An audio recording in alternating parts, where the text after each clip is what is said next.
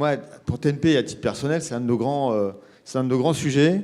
C'est nous, on pense qu'il y a une troisième voie. Effectivement, alors là, je peux en parler des heures, donc je vais quand même essayer d'être synthétique. Oui, mais on va essayer. On pense qu'effectivement, stratégiquement aujourd'hui, on ne peut pas travailler qu'avec des grands groupes américains qui sont très proches d'un politique américain qu'on connaît. Et d'un autre côté, il y a une deuxième voie qui est un mouvement étatique piloté par un pays majeur, qui est la Chine, qui gouverne des industries et des investissements de manière extrêmement dirigiste et peu démocratique.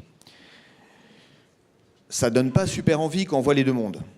Donc, et à côté de ça, on est, il faut arrêter de se le cacher, contraint aujourd'hui de travailler avec les GAFA-Cube. Ce n'est pas possible de faire autrement. La question est de savoir quand, enfin, en Europe, on va se mobiliser entre les grands groupes, entre les sociétés de technologie, entre les start-up, pour travailler de manière consolidée, pour faire émerger des géants, faire émerger des gros acteurs. On parle beaucoup de start-up, mais le problème d'une start-up, on se gargarise sur le fait qu'en France, on a plein de start-up, on est probablement le numéro 1 des pays des start-up en Europe. Le problème des start-up, c'est qu'il y en a 9 sur 10 qui vont mourir, il y en a 1 sur 10 qui va essayer de vivre en société normale.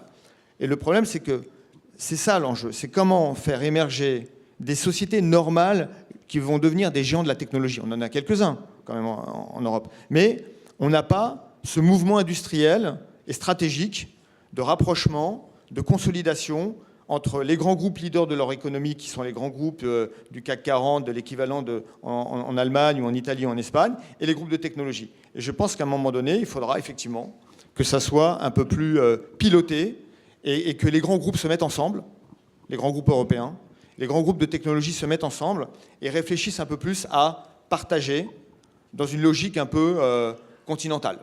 Et ça, c'est stratégique parce que c'est aussi notre indépendance demain, les travaux et les jobs de nos enfants après-demain, même s'ils sont dans une génération native où ils vont être mondiaux, ils vont tous parler anglais, ils vont jouer au même jeu électronique et puis ils prendront le même Hyperloop.